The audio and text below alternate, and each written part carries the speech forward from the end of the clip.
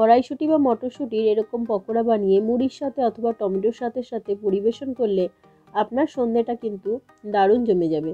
নমস্কার বন্ধুরা, আমি বিথিকা চলে এসেছি রান্নাঘরে একটি নতুন রেসিপি নিয়ে। আজ আমি বানাবো মটরশুঁটি বা কড়াইশুঁটির পকোড়া বা বড়া। এই পকোড়া বানানোর জন্য আমি মটরশুঁটির খোসা ছাড়িয়ে দানাগুলো ধুয়ে পরিষ্কার করে নিয়েছি। এখন মটরশুঁটির দানাগুলো আমি শিলনোড়ার সাহায্যে একটু থেতো করে নিচ্ছি। আপনারা এখানে মিক্সার গ্রাইন্ডারের ব্যবহার করতে পারবেন, তবে একদম মিহি করে পেস্ট কিন্তু করবেন না। এইরকম আধ ভাঙা অবস্থায় কিন্তু এটি রাখতে হবে। এইভাবে করে সমস্ত মটরশুঁটি আমি ভেঙে নিলাম। এবার ওই ভাঙা মটরশুঁটির মধ্যে আমি 2 চামচ চালের গুঁড়ো দিয়ে দিচ্ছি একটু বেসন। এরপর দিয়ে দিলাম গোটা জিরে, আদা কুচানো, কিছুটা কাঁচা লঙ্কা কুচি, আর দিলাম কিছুটা কসুরি মেথি, একটু হলুদ, পরিমাণ মতো লবণ আর একটু জল দিয়ে এটি আমি আঠালো আঠালো মতন করে মেখে নিচ্ছি।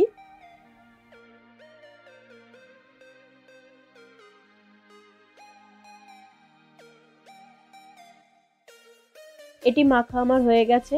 এবার আমি প্যানের মধ্যে তেল গরম বসিয়ে দিলাম। এখন গরম তেলের মধ্যে মাখানো মটরশুঁটিগুলো পকোড়া আকার তৈরি করে ভেজে নিচ্ছি।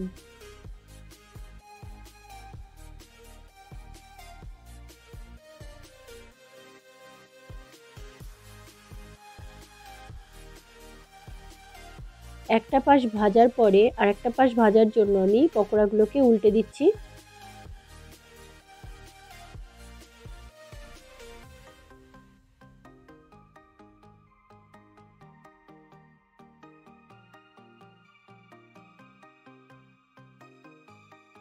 পকোড়াগুলো উল্টে নেবার পরে আরও 4 থেকে 5 মিনিট আমি ভেজে নেব।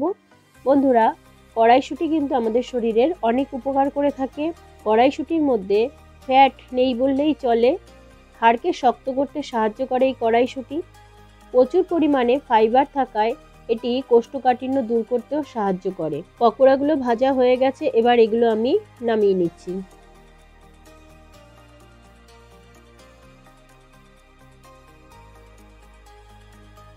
এইভাবে করে বাকি পকোড়াগুলো আমি ভেজে নিচ্ছি।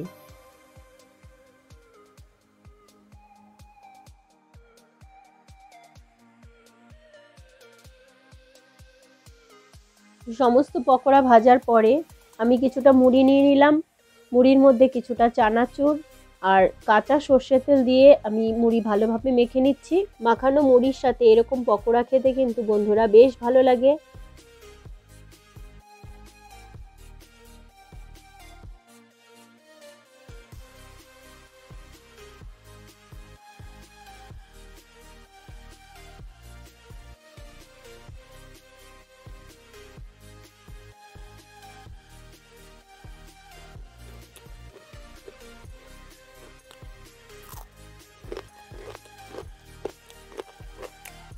মুড়ি মাখানোর সাথে এটি তো ভালো লাগেই, এছাড়া টমেটো সসের সাথেও কিন্তু এটি দারুণভাবে পরিবেশন করা যায়। কোনটা খেতে বেশি ভালো লাগবে তা অবশ্যই কমেন্ট করে আমাকে জানাবেন। তো বন্ধুরা, আজকে আমার এই ভিডিওটি আপনাদের কেমন লাগলো? ভালো লাগলে লাইক শেয়ার করবেন আর আমার এই চ্যানেলটি সাবস্ক্রাইব করে পাশে থাকার অনুরোধ রইল।